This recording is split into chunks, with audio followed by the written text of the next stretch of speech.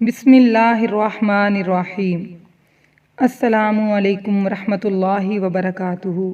پیارے ناظرین، اگر آپ کو میری آج کی ویڈیو اچھی لگے تو میرے چینل کو سبسکرائب ضرور کر دیجیے گا۔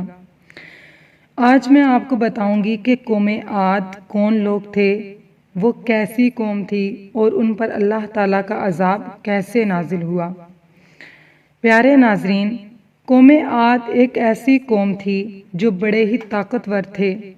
40 ہاتھ جتنا قد، 800 سے 900 سال کی عمر، نہ بوڑھے ہوتے، نہ بیمار ہوتے، نہ دانت ٹوٹتے، نہ نظر کمزور ہوتی، جوان، تندرست و توانا رہتے۔ بس انہیں صرف موت آتی تھی اور کچھ نہیں ہوتا تھا۔ ان کی طرف اللہ تعالیٰ نے حضرت ہود علیہ السلام کو بھیجا۔ انہوں نے ایک اللہ کی دعوت دی، اللہ کی پکڑ سے ڈرایا، مگر وہ بولے، اے ہود علیہ السلام، ہمارے خداؤں نے تیری عقل خراب کر دی ہے، جا کے اپنے نفل پڑھ، ہمیں نہ ڈرا، ہمیں نہ ٹوک، تیرے کہنے پر کیا ہم اپنے باپ دادا کا چال چلن چھوڑ دیں گے؟ ہرگز نہیں، عقل خراب ہو گئی تیرے کہنے پر چلیں تو ہم تو بھوکے مر جائیں گے۔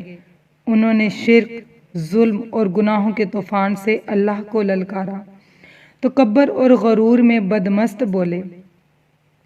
قرآن پاک میں ارشاد ہوتا ہے، فَأَمَّا عَادٌ فَاسْتَكْبَرُوا فِي الْأَرْضِ بِغَيْرِ الْحَقِّ وَقَالُوا مَنْ أَشَدُّ مِنَّا قُوَّةً أَوَلَمْ يَرَوْا أَنَّ اللَّهَ الَّذِي خَلَقَهُمْ هُوَ أَشَدُّ مِنْهُمْ قُوَّةً وَكَانُوا بِآيَاتِنَا يَجْحَدُونَ۔ ترجمہ، اب قوم عاد نے تو بے وجہ زمین میں سرکشی شروع کر دی اور کہنے لگے، ہم سے زور آور کون ہے؟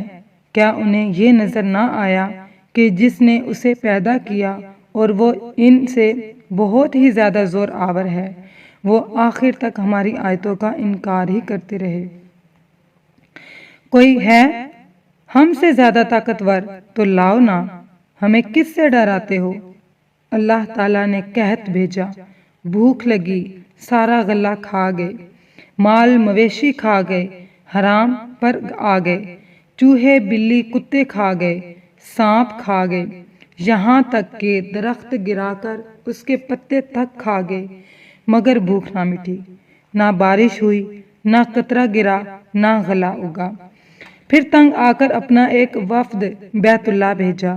ان کا دستور تھا جب مصیبت آتی تو اوپر والے کو پکار اٹھتے، جب دور ہو جاتی تو اپنے بتوں کو پوجنے لگتے۔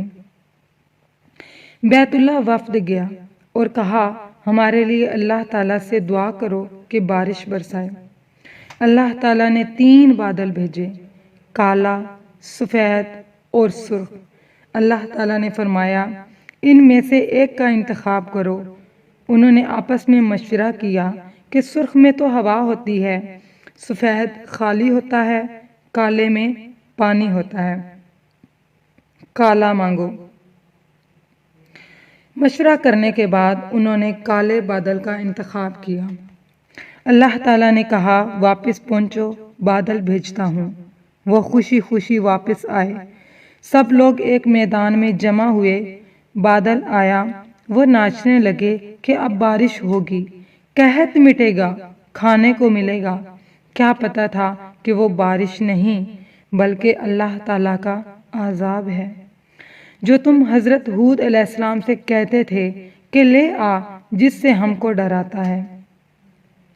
اس بادل میں ایسی تند و تیز ہوا تھی کہ جس نے ان کو اٹھا مارا، ان کے گھر اڑا دیے۔ 40 ہاتھ کے قد اور لوگ تنکوں کی طرح اڑ رہے تھے۔ ہوا ان کے سروں کو ٹکراتی تھی، اتنی زور سے ٹکراتی کہ ان کے بھیجے نکل نکل کر منہ پر لٹک گئے۔ بعض لوگ بھاگ کر غار میں گھس گئے کہ یہاں تو ہوا نہیں آ سکتی، مگر میرے رب کا حکم ہو کر رہتا ہے۔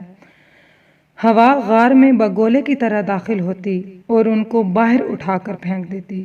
استغفر اللہ۔ اللہ تعالیٰ نے فرمایا، فَهَلْ تَرَىٰ مِن بَاقِيَةٍ، کیا کوئی باقی بچا ہے؟ اللہ تعالیٰ نے ان کو ہلاک کر کے دکھایا کہ جب تم اللہ کی اور اس کے رسول کی نافرمانی کرو گے اللہ تم پر ایسی جگہ سے عذاب بھیجے گا جہاں سے گمان بھی نہ ہوگا۔ جو گناہ قوم عاد نے کیا کیا وہ ہم نہیں کر رہے؟ کیا ہم اللہ کی حدوں کو پار نہیں کر گئے؟ کیا ہم نے اللہ کو اپنی نافرمانی سے نہیں للکارا؟ تو توبہ کرو، اللہ سے ڈرو، نماز پڑھو، قرآن پاک پڑھو۔ جن گناہوں کو ہم معمولی سمجھتے ہیں اللہ نے ان گناہوں پر پوری پوری قومیں زمین بوس کر دی ہیں۔ استغفر اللہ ربی من کل ذنب و اتوب الیہ۔ اللہ تعالی ہم سب کو زندگی میں آسانیاں عطا فرمائے، آمین ثم آمین۔